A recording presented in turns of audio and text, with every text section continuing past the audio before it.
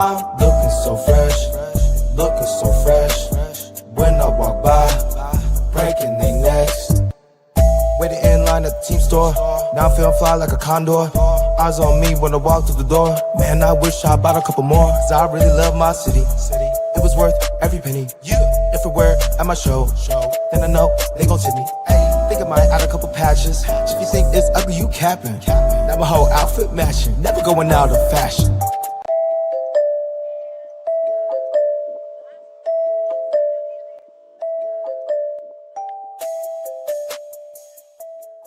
What's going on, everybody? Welcome. It is Talking Friars. I'm Ben Fadden. We talk about the Padres here on this show, and this Padres team lost this series to the Astros. They dropped 2 out of 3, but they win this series finale on Sunday Night Baseball. Obviously, though, the main thing coming out of this game is the health status of Luis Arraez, who in the first inning collided with Mauricio Dubon, the Astros second baseman, at first base.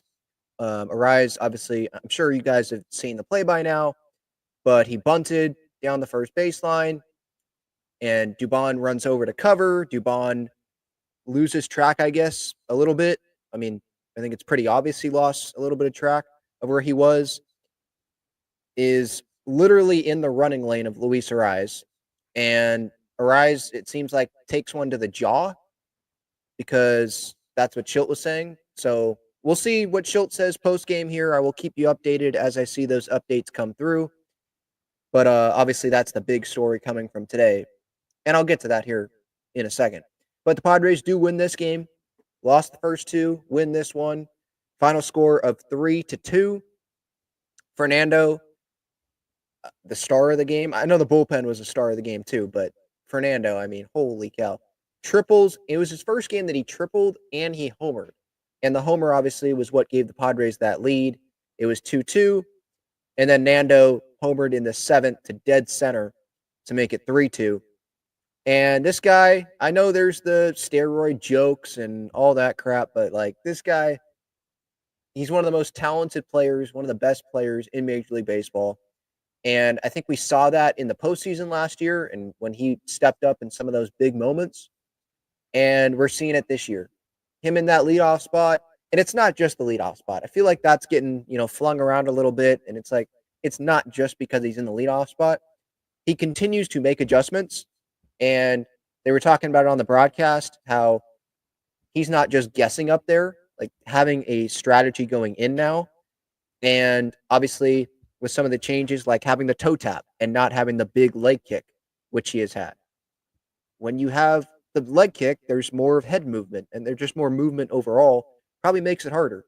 And so it seems like he has simplified some things. He's trying to have more of a two-handed finish. Obviously, he dealt with the shoulder thing that happened in Sacramento, but that seems to be past him. And the two-handed thing, by the way, I don't think that's coming from that. I'm pretty sure he said after that this was something that he actually had focused on going into the season anyway. But yeah, he has been phenomenal. What about the sliding catch he makes? And then as he's still sliding, all in one motion, makes the throw in the air to first base. Didn't get the runner, but still, that was incredible. I just love watching this guy play baseball. Him and Jackson would be electric. I mean, I'm obviously missing Jackson in the order. And the update there, because I don't want to forget to give you guys an update on some of the injured Padres. So let me pull that up here real quick. This was from Kevin Acee in the UT this morning in his Padres Daily. Jackson Merrill out with a left hamstring strain, might return for the second series of their next homestand, or maybe at the start of the next road trip, May 1st in Pittsburgh. It seems Jake Cronenworth, sidelined by a rib fracture, might be a week or two behind him. Merrill led the Padres in almost every offensive category. Cronenworth was getting on base at a 4.09 clip and had homered twice. And I think we're seeing Merrill, Cronenworth, those absences, obviously, like hurting the Padres with the lineup depth. You're seeing it be, top 5 in the order. And then after that, it's kind of like, oh, well, okay, let's see. It's Tatis, Arraez, Machado, Bogart, Sheets, if he's in there. And then after that, it's like, tonight it was Oscar Gonzalez hitting 5th. And then it's Yuli, Iglesias, Wade, and Maldonado. Where are you expecting offense from those guys? Maybe Oscar with some power potential. I guess you could say Yuli has power potential if he gets the right pitch on it, like a fastball that's, middle in. Iglesias can put together good at bats. Same thing with Tyler Wade. Maldonado has, I think, been better than maybe some expected, but obviously the lineup just takes a big hit there when those guys are out. So we'll see. At least another week for Jackson Merrill. And so going to miss the Detroit series, the second half of this road trip. And then he'll miss the Tampa Bay Rays series, that first series of that next homestand for the Padres. And then we'll see if he ends up missing the series after that. Does he come back again? Like Kevin says here, the start of the next road trip in Pittsburgh. We'll see. And if Cronenworth is a week or two behind him, then that means that he's going to be out for another couple weeks at least, maybe even a few more weeks, which I'm not super surprised by. And it's good that it's not displaced, right? The rib fracture. But those, I was thinking probably a month. And that would line up there. So Padres are going to have to do with what they have, and there's a couple more injuries that happened, obviously, over this series. And, actually, Heyward was before this Astros series started. But, yeah, he was out with the knee soreness. Then he was put on the IL with knee inflammation. So that allowed Tirso Ornelas to come up, and now Tirso, he gets that opportunity to prove that he belongs in the big league. So I'm happy for him because as much as, it seems like Jason Heyward is a good vet and a good guy to probably have off the bench, and he can give you he's produced a little bit more of a defender, in terms of what value does he have than at the plate. But Tirso could be part of your future, where Heyward, this is a 1-year thing, and then that's that, right? So I think a lot of Padres fans are excited to see the future of Tirso. But yeah. Kevin AC just tweeted, by the way, Luis Arraez just walked into the Padres clubhouse. So it seems that's a great update. If he's walking, because he was carted off. He's walking. And if they're allowing him to just go right back into the Padres clubhouse, then it seems like things would be fine. I wouldn't be surprised if he misses, tomorrow's game against Detroit, just to give him a day, obviously. But that is a great update, just that Luis Arraez is walking into the Padres clubhouse. That's great news. Because that was scary. I was listening to it because I was working. I was listening to it on the radio, and you could hear a pin drop in that stadium. How quiet it was. And initially when Jesse and Tony were talking about it, I thought, okay, maybe the wind got knocked out of him and he'll get up. And then they just kept saying how he's still laying back on the grass. He's not getting up. And the cart comes out. The Astros trainers, did a good job when I went back and watched of getting out there pretty quick. And then the 2 Padres trainers got out there. That was just scary. And to be very clear, because I think some people may be, shocker, misunderstanding what I've been saying on social media. In no way do I think that Mauricio Dubon tried to injure Luis Arraez. In no way am I trying to say that Mauricio Dubon is a dirty player or this was a dirty play. No way am I saying that. So I want to make that very clear right off the bat. But what I will say is Mauricio Dubon, this could have been avoidable. That's my point. Again, not a dirty play, but it could have been avoidable. Because if you go back and watch that play, Dubon is running over there as if he's the guy that's running to first base as the base runner, just running through the bat.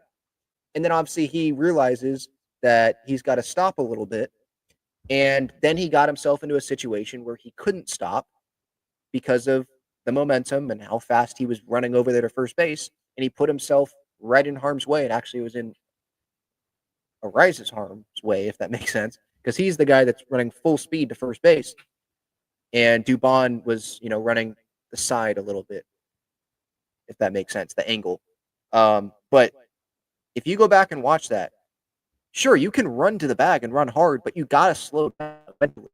And you got to take it as if you're a pitcher that's running for base. I know it's a different angle. I understand that. But he needed to have a better awareness of where he was at first base. Did Dubon mean to do this? Of course not. This is not me trying to like bash Dubon as this dirty player. He's not. I'm not saying he is. But I think that could have been avoidable. And I'll go back and watch the play again here. You can go watch it. I have it up on my Twitter. But it's just like, there's a screenshot of Dubon as Arraez is running in there. He's getting to first base. Dubon's left foot is in the middle of the bag. And I think that could have been avoidable. He runs over there, and he's not looking at Arraez. Like, to be fair to Dubon, he's not looking at Arraez. He's running to first and looking at the pitcher. I'm just rewatching it here. Bunt. First baseman grabs it, throws it over there, flips it over there to the first. Dubon is looking, sorry, not at the pitcher, my bad, that direction. Christian Walker was at first base, and he gets it. Now, the throw bad. I mean, Walker's toss was to first base. It's not like it was terrible. But Dubon, he could have. Now, how many times do you practice this, right? Not a whole lot, probably, I'd imagine. But I think he could have slowed himself down. Does that cost the Astros an out there? And maybe you don't get Arraez? But like when I freeze it, I know you can't see that I'm freezing it right now. But when I freeze this, Arraez and Dubon catches this ball and he's midair and about to be in the middle of the bag. Arraez is still another couple steps from the bag. And then boom, he can't go anywhere. He's running full speed. And Dubon just like flies in the way. So I do think it could have been avoidable. There are people, again, on social media that are saying momentum. Have you ever heard of momentum and all that? I guess you're just not understanding my point. I think Dubon could have slowed down and caught that ball more like a first baseman or like a pitcher when they're running over to first base to catch the ball. And then you quickly touch the base and you remove your foot as quick as possible. Not jump into the first base lane, have your foot be in the middle of the bag, and the runner going to first base can't do anything. And he's totally defenseless as he's running full speed. That's all I'm saying. Scary, freak accident. Not saying, Dubon, you're a dirty player. Totally not saying that. He probably feels terrible about this. But I just think it could have been avoided. That's all I'm saying. So hopefully, Astros fans, you understand that. I know Dubon's not listening, but hopefully he understands that. Padres fans, I don't think we're mad at him. I don't want to speak for all Padres fans. I'm not mad at Dubon, like the person. I'm just frustrated that like that play, I think it could have ended in a different way. But the good thing is Luis Arraez, he is in the Padres clubhouse, according to Kevin Acee, and it seems like things are trending in the right direction there. So that's the update there. But it was man, it was scary. Watching that, I was getting texts obviously from, people that know that I'm a huge Padres fan. And yeah, that was scary. The update from the Padres, by the way, which was during the game, Luis Arraez has been transported to Houston Methodist Hospital for further evaluation. He's currently stable, conscious, responsive, and able to move his extremities. So there I was like, all right, yeah, that's a great update. And again, just another great update for him to be walking into the Padres clubhouse like that, pretty much right after the game. That's a great sign. So hopefully we can move on here and Arraez. Nothing is like, he doesn't have a fracture of something. And it was one of those where it was just the moment, probably got the wind knocked out of him, one. And maybe something is hurt. But it seems like if he can walk, then what we care about there when you're you're carted off like that is the human being. So who knows about injuries, injury wise, but for him to be walking into the clubhouse, that makes me happy as a Padres, not as a Padres fan, even just as a guy that wants the human being to be well. I think that's an encouraging update. All right. Now that we got that out of the way, talking more about this Padres win, I will get to the chat, obviously. If you want to join the show, you can click that link that's pinned up at the top of the chat. Thank you, Padres fans, for tuning in here. But yeah, a series finale win for the Padres here on Sunday Night Baseball, 3-2. Shout out to the bullpen. Dylan Cease, by the way, thought he pitched better. Trending in the right direction. The 2 runs that he allowed, by the way, in that inning, sure, there was the walk that I think got the bases loaded. And then there was the sac fly by Jordan. But, that was a good pitch. Jordan couldn't do a whole lot with that. And that made it 2-2. But there was the single deflected off. Iglesias was there. That would have been a heck of a play by him. And he got glove on that. Maybe he should have flipped his glove. But that's a really tough play to be running the other way towards center field to make that play. But, man, Iglesias is fun to watch. Even him not making the play, it was still fun to see him get to that ball. But, yeah, I think it was a little bit unlucky for Dylan Cease today. And then the bullpen, though, just shutting it down. Jason Adam there in the 8th inning. He goes an inning and 2/3, by the way. Alec Jacob an inning and a third. But Adam striking out 2 guys, runner in scoring position with 2 outs in the 8th inning, gets the strikeout, 0.75 ERA. One of the best relievers in baseball entering this season, and he's the guy that I trusted the most entering this season. And then Robert Suarez dotted that fastball for the first strikeout in the 9th. 2 strikeouts. He finishes it with a strikeout. And this guy still has not allowed an earned run. He's looking pretty darn good. It's reminded me of last year, the start of last year. I know we don't want it to be exactly like last year because he did struggle at points, second half of that regular season. And we were kind of wondering, okay, what Robert Suarez are we going to get in the postseason? Things ended up working out fine. He did his job.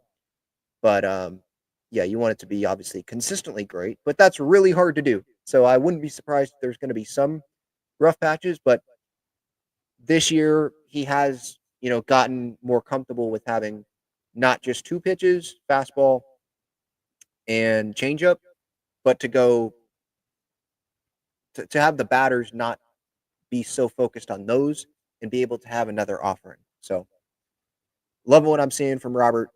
Again, he was hitting some really good spots tonight. 101 on the fastball. I don't know how much the city of Houston is focused on this game because they've got the Rockets hosting the Warriors right now in a playoff game in Houston. So it was a busy night in Houston. But us in San Diego, I think you got to be happy about getting the win tonight. And again, I think it's a positive update, it seems like, about Luis Arraez. It is disappointing overall that they lost this series, though, because 2-run loss in game 1, 1-run loss last night. It's not like they got blown out. And they had opportunities to come through in those games. They went 1 for 7 with runners in scoring position in game 2. And in game 1 of this series, they went 2 for 10 with runners in scoring position. Manny grounded into a crucial double play, crucial for the Astros in game 1. And there were just opportunities where a leadoff guy would get on base, or it'd be first and second with nobody out. First and second, I think with 1 out. And then wouldn't be able to get anything from it. So that was definitely disappointing. Some mistake pitches, Kyle Hart in game 1, you got to rely on hitting your spots. You can't rely on the velocity, Kyle Hart, because he throws 90-91 with the fastball.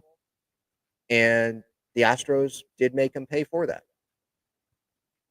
And it's kind of like Matt Waldron. I know Matt Waldron is totally different. He's a knuckleballer, but still he doesn't have, the greatest fastball velocity either.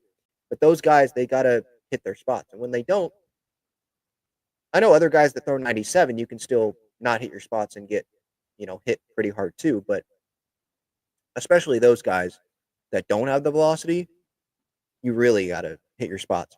No walks, like Kyle Hart, and that's something that's happened this season where he's not walking a bunch of guys. So that's great. But 10 hits, too many. 10 hits. Couple of homers. Now, one of the homers was a classic Astros home run. Like, it was first row, a few feet to the right, and that ball's not even a home run. But that's the home field advantage. And then Michael King, I thought he pitched really well, made a couple of mistakes. One bad mistake to Christian Walker that tied it up at 2, and that was that. Like, Michael King is pitching pretty darn well. Obviously, had the complete game shutout at home last weekend, and then in this start, almost went 6 shutout innings. I mean, that's the truth. And again, Padres, they had their opportunities there. So it was 2-2, and then Cam Smith with that single to right. No, that wasn't the go-ahead, was it? Paredes, sorry. My bad. Paredes was that RBI single. And the walks is what killed the Padres. I mean, it didn't kill the Padres today because the Padres won the game, but even today, walking a guy, loading the bases, and then a sac fly ends up scoring a run there to tie it, I think, at 2 before Tatis had that home run. But yeah, this series, like, 2 of those 3 runs, obviously there was the Walker, the home run, but the other 2 runners that scored in that game last night for the Astros got on base via the walk. So it's really about limiting those walks. Don't give them those free passes because you could execute, you could do your job, but there's a runner on base. So even if you do your job later in the inning, those guys can advance and weird things can happen. It could be a blooper. It could be, a ball that's hit a few feet to the left and it ends up, being a big play for Houston. So obviously don't like seeing Josh Hader in games 1 and 2 because that means that it's a safe situation. Of course, they gave out a bobblehead of Josh Hader during the Padres series. They only gave it out to 10,000 people, though, so seems like the Astros are being a little bit cheap there. Series losses are going to happen. It's not like they lost this series to the Marlins. They took advantage of playing the Rockies to end that last homestand, and we'll see what happens in Detroit, obviously. They're not going to come through every time with runners in scoring position. They're going to lose series. They're 12-1 at home, and on the road, obviously not as great, but still they're 16-6 overall after today's win. So it feels not right for me to just sit here and complain for 20, 30 minutes about, they didn't come through with runners in scoring position in these first couple of games. They were close losses. One of them was pitched by Kyle Hart. It's going to happen sometimes. I did see Kevin Acee write in his Padres Daily about how the Padres, they actually have a day off Thursday and then I think Monday and Thursday. So that would allow Kyle Hart to be skipped that next time. Maybe the Padres do that. I think it would be on 6 days rest and then King the next time out on regular 4 days rest. Because the Padres pitchers with that day off Thursday, they have been on 5 days rest, which has been good. So maybe watch for that, for Kyle Hart not to make either his next start or the start after that to have that one skipped. I'm looking on social media here. Latest update on how Luis Arraez is doing, calling the results best case scenario given the situation. I think 97.3 The Fan has audio here, so let me pull that up.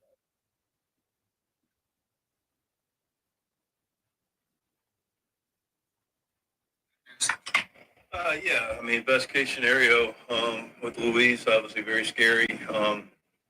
We think he's, for the most part, out of the woods. More time will tell. But, the initial testing is very favorable. No fractures of any sort. I mean, he got a little bit of laceration on his jawline, so worried about his jaw, worried about his cervical region.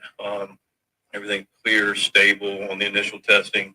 We've been burned before on testing, so we'll be cautiously optimistic. He did have a period where he wasn't aware where he was, so that's clearly concerning. But everything's coming back to him now, and his initial testing from a concussion standpoint is favorable. But clearly we're not out of the woods, and but it all things considered, it's a blessing. Was that period of not knowing where he was that while on the field? Yes, sir. All right. So, I mean, I thought it was interesting there that Mike Schilt mentioned that the Padres have been burned before on tests. So he is admitting that, which is the truth. I mean, it's happened this season. But yeah, so in case I don't know how great the audio came through for you guys, but lacerations with jaw, but no fracture. He did at one point not know where he was. So there's concern there a little bit. But him walking into the clubhouse, no fractures, stable, able to move. That seems like, yeah, that's pretty much best case scenario after he gets carted off. Because that was scary, obviously. So wishing the best, obviously, for Luis, and hopefully it doesn't mean that he has to go on the IL, but if he does, then, health is what's most important for him. So if he has to go on the IL, then, yeah, he goes on the IL and we just worry about it, whatever. His health is more important than the baseball. So wishing the best for him. Tirso, by the way, I did want to mention, in case you missed it on the postgame last night, over 8 years in the Padres organization, 8 seasons before making it to the big leagues. Had a couple of canceled flights. Was in the airport for like 5 hours yesterday, waiting to actually get a flight from Albuquerque, where El Paso was, the Chihuahuas, to come to Houston. His parents beat him there, his family. But it was a cool moment to see him get to debut. Peter Seidler with that picture in 2016 when Tirso was at the Futures game at Petco. The real diehard Padres fans went to those future games. I think they held them. What month was that? September. Usually September. They did that, I think, for a couple of years. And yeah, he was one of them there. And so to see that and the path, and to come, rookie ball, A ball, high A, double A, triple A, the spring training, battling his butt off in spring training. So to see him finally be able to get to that dream, it's pretty cool. I know it's the beginning, and obviously he doesn't even have his first big league hit yet, but I think a lot of Padres fans have wanted to see Tirso get that shot, and so that's cool that he's getting that moment. And with Heyward going on the IL, based on matchup, all that with Oscar, he could not just be sitting on the bench and being a bench warmer. He could actually get some good at-bats, good opportunity to, again, show, like I said earlier, that he belongs to be on this big league roster. So we'll see. But definitely rooting for him. Before getting to the chat, shout out to the sponsors of this show, Gaglione and Bros, famous cheesesteaks and garlic fries. Their main location is on Friars Road. Check them out. Link is in the description for their menu, the address, phone number, all that. They have their expanded menu at their Friars Road location. And then they've got cheesesteaks, garlic fries, cheesesteak fries, cheese fries, regular fries. They've got a lot of great stuff at Petco Park and inside Snapdragon Stadium when you go to SDFC match or a Wave match or Padres games. At Petco, by the way, they are down the third baseline and they are in the upper deck. So you can check them out there. And yeah, they've got great stuff. For Freestyle Cut and Stitch, they are one of the new partners of the show. I don't know if everyone was paying attention or maybe you weren't tuned into the last show, but that was kind of the first run with them as a sponsor of the show. But happy to have them on. I've made a post. I don't know if you guys saw that with my Musgrove Freestyle Cut and Stitch custom jersey. But yeah, that's what they do.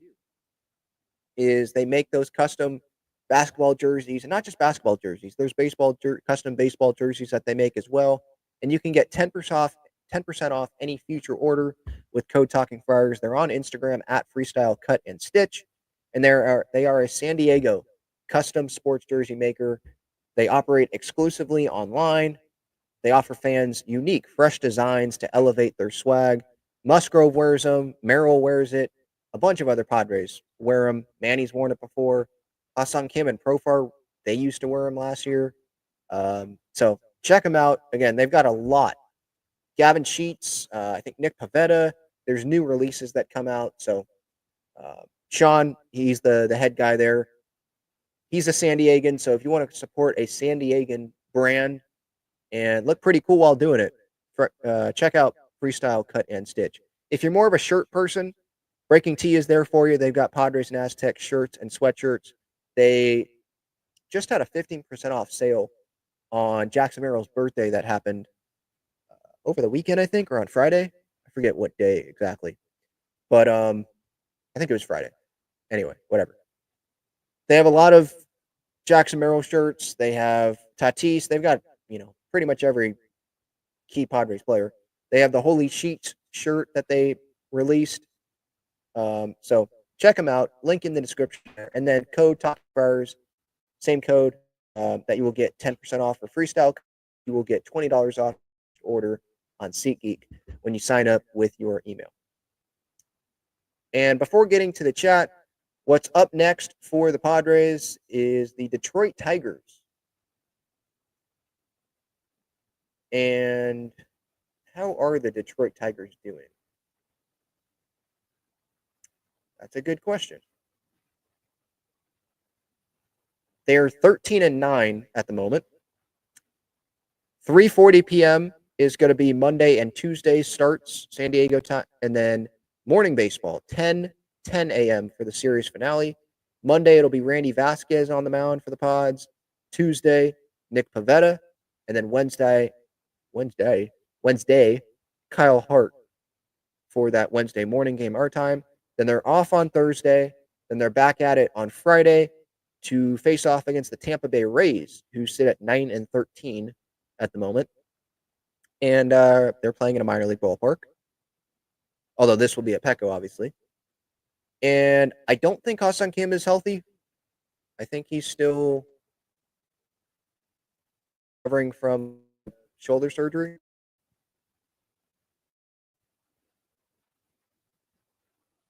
Yeah, the latest update I'm seeing is he opened the season on the IL. Estimated return in May. So maybe he'll be in San Diego, but the Padres will miss. It seems like they will miss Ha-Seong Kim at the start of the next homestand. These injuries, man, they are adding up. Jackson Merrill, Jake Cronenworth, Brandon Lockridge, Jason Heyward, Luis Arraez, we'll see. Darvish, Musgrove, Waldron, Sean Reynolds, Brian Hoeing. I feel like I'm forgetting someone, but that's a lot for it being April 20th. And by the way, I should mention, who knows about Manny's health? Is he going to be in the lineup? I mean, I wouldn't be surprised because that's who he is. But he fouled off some balls consecutively tonight in that was a long first inning, obviously because of the delay. But Framber Valdez wasn't ready to start the game, number one, which, come on, dude, what are you doing? I know the game can't start till you're out there, but the Astros, he should be penalized a ball or something. If you're not ready, that's on you. But yeah, there's the Arraez thing, and then Manny fouling balls off of his toe, and so he's going to be feeling that. And he was limping around, it seemed like, a little bit. So that is something to keep an eye on. But he was able to finish the game, so hopefully that means that, he's at least okay. Okay, here's another update for Luis Arraez. Luis Arraez will stay in Houston tonight. Provided he feels okay, he will join the team in Detroit tomorrow morning. Smiling and talking to his teammates. That was the dryer. Don't worry about that. He'll join the team in Detroit tomorrow morning, smiling and talking with teammates. Again, Kevin Acee saying that he is in the clubhouse, staying in Houston tonight. And so if he's joining the team tomorrow morning in Detroit, I don't expect him to be in the lineup tomorrow.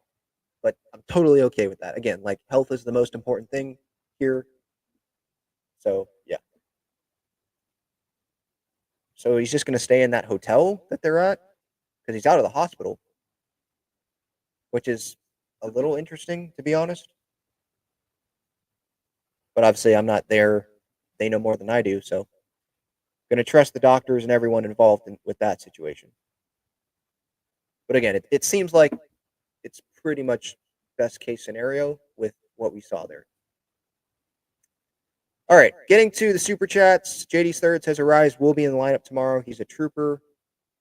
Happy 420, Ben, and the chat, LFGSD. Thank you, JD's Third, for the super chats. I don't think he's going to be in the lineup. You can be tough, and he can vouch to want to be in the lineup, but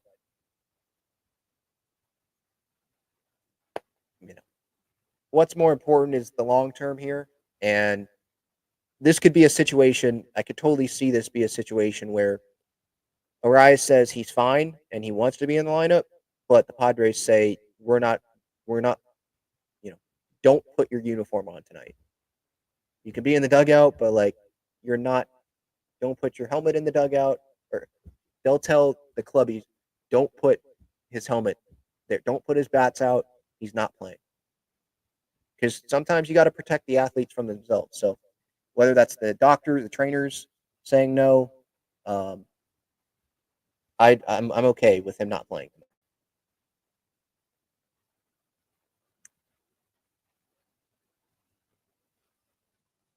Yeah, that was a crazy game.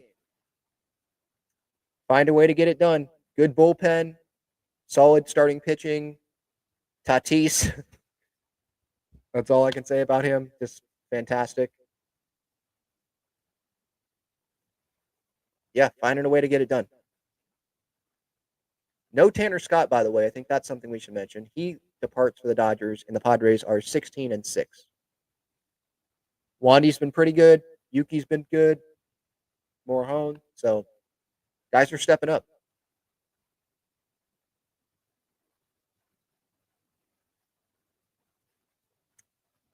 Depth will be tested even more now. Temporarily, hopefully.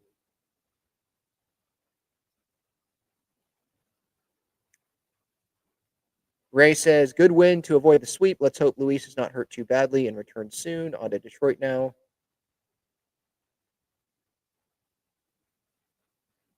Yep, still best record in Major League Baseball. There's people on social media that don't like that I keep tweeting that out, but I'm like, I'm a Padres fan. What I say has no effect on the Padres team. I'm enjoying that they have the best record. Sorry for enjoying that they have the best record in Major League Baseball with other Padres fans. Sorry. I'm going to keep doing it because it's fun to watch our team win baseball games.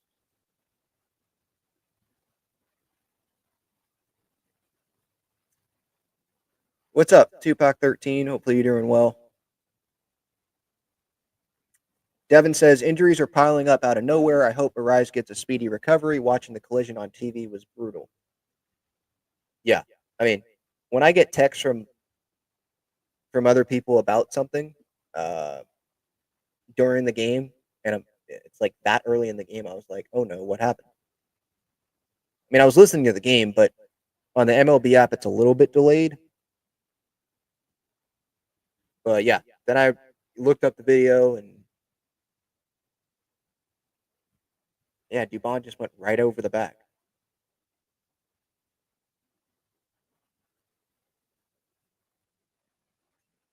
Yeah, this was something interesting. Nathan says, good thing we have depth, Ben. Happy Easter. Yeah, happy Easter to everybody as well.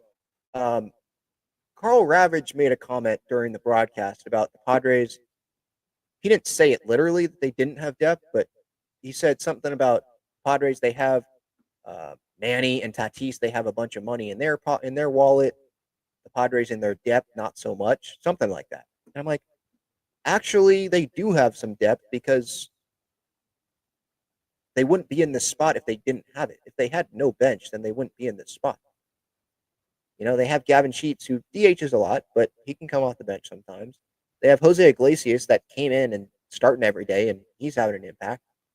Oscar and Tirso that they brought up.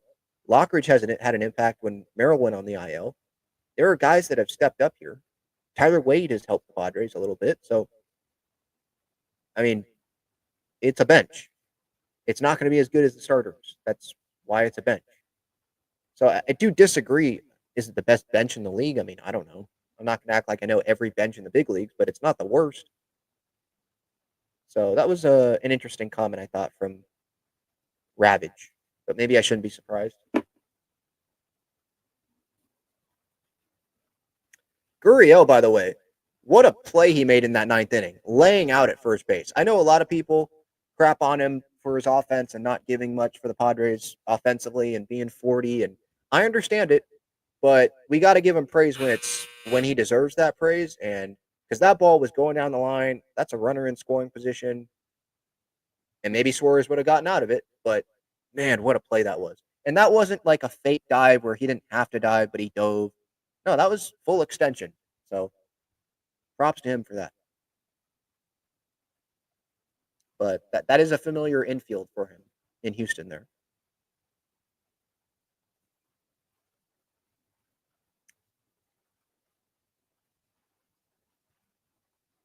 Let's see here.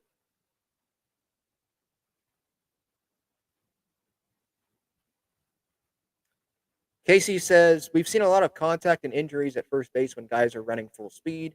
Feels like there wasn't time for Dubon to get out of the way, except didn't like the body check, though. Okay, so, yeah, there wasn't time for Dubon to get out of the way because I don't think he slowed down enough. That's why. Like, he was, again, to me, it seemed like he was running as if he was the base runner to first base from second to get over there. Again, I'm not saying he's dirty. I'm not saying he meant this. Obviously, I don't think he did. You could tell he felt bad. So, again, I'm not trying to bash this guy. It's just I thought he could have not done it that way, if that makes sense. But he was focused on where the ball was, not Arraez running. Clearly. You could see look at his eyes, look at his head on that play. He was totally focused on getting the ball and just, probably lost a little bit of awareness of where he was. That's all I'm saying.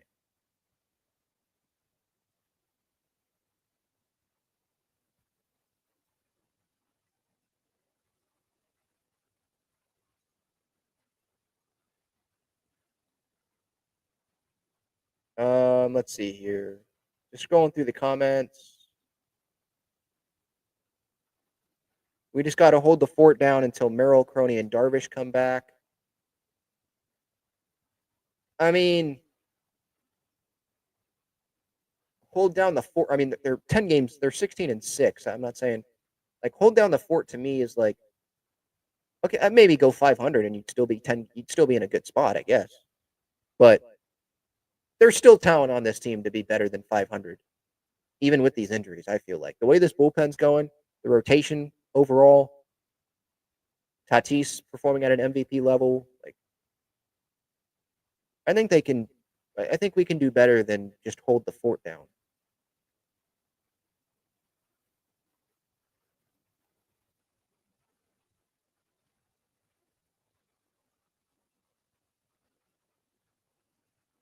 Jason Adams is not talked about at all. I got to give him props. He's totally nasty.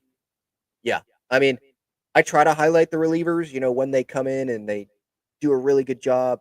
I love Jason Adams. That guy, he can be in my bullpen any day of the week.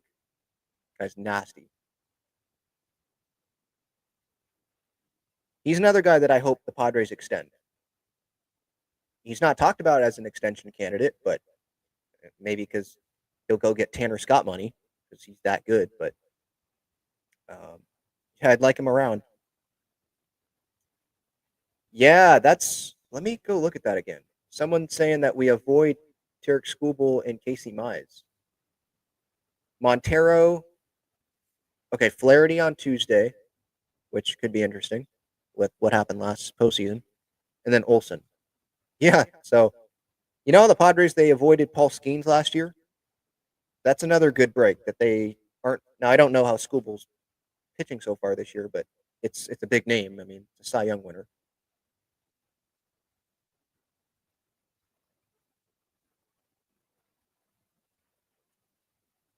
It's not the 15-day IL, Ray.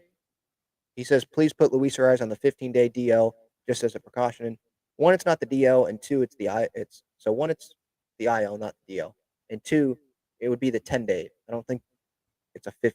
It's 10 days now. 15 days, I think, is for like pitchers, maybe minimum, and then I want to say it's either 10 or 15 days when a minor leaguer goes down, or a guy goes down to the minor leagues, and you have to wait a certain period before you can bring him back up.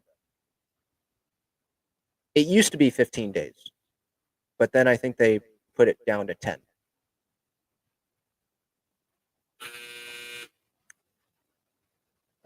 Let's see. I mean, he could have a concussion, but I don't want to speculate too much on that. Just wishing for the best.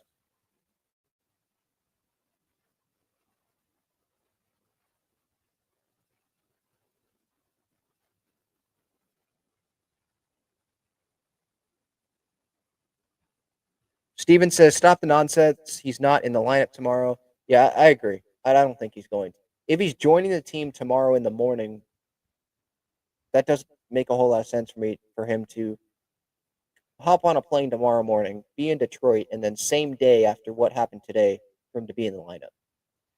That doesn't make sense to me. It's one game in Detroit. I know that, at the same time, I do say that every game matters, but his health is more important than one game in Detroit.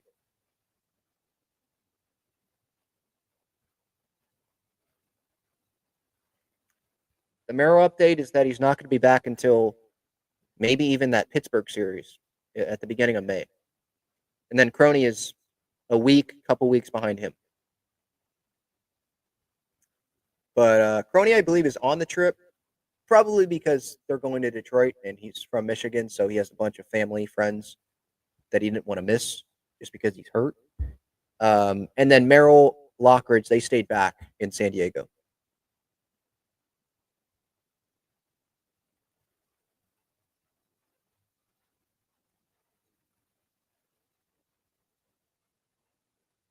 It's one dryer that I have going. No, it's done now. It's continuing to go so that there's no wrinkles, but it's one dryer.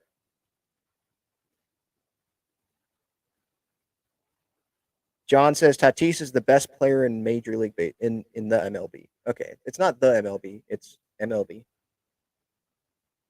But I get your point, and you'd have a case with the way that he's playing. It's not like Ohtani's hitting and pitching right now. Yeah, Estrada too. Yep, in that bullpen. That was awesome, by the way. I don't know if I talked about that, but in that Cubs series, where he gets through that seventh inning and he looks up to Jed Hoyer where he's at in his suite. I love that, like, competitiveness. Like, oh, you gave up on me? Yeah, F you.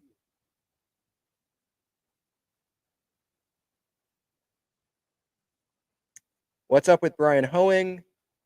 Good question. I thought I saw an update within the last week or so.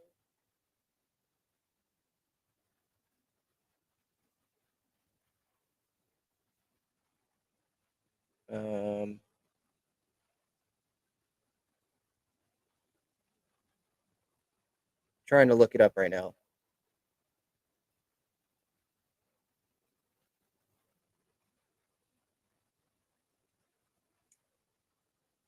I tweeted this update April 15th from Jeff Sanders. Hoeing threw 25 pitches in his fifth bullpen in his ramp up from a shoulder strain, included all of his off-speed pitches. Hoeing will go to Peoria for a live batting practice, the next step as he progresses toward a minor league rehab assignment. So It seems like he's in Peoria, unless things have changed and he's now on that rehab assignment. But that's what I've got. At least that's what I'm seeing on Hoeing.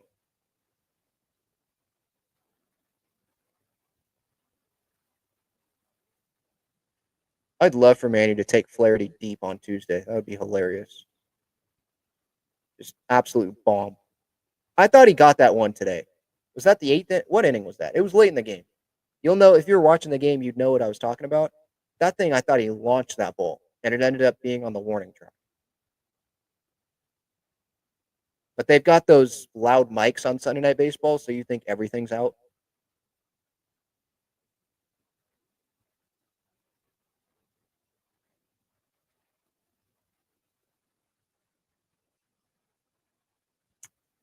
All right, that's going to do it. Talking Friars. Thank you all for the time. Padres, they dropped 2 out of 3 to the Astros, but they do win this series finale. They are at 16 wins. They are at least tied for the best record in baseball. They have the most wins in baseball. And now they head to Detroit with hopefully Luis Arraez. Fingers crossed. Seems like it's been a good update that he will join them tomorrow morning.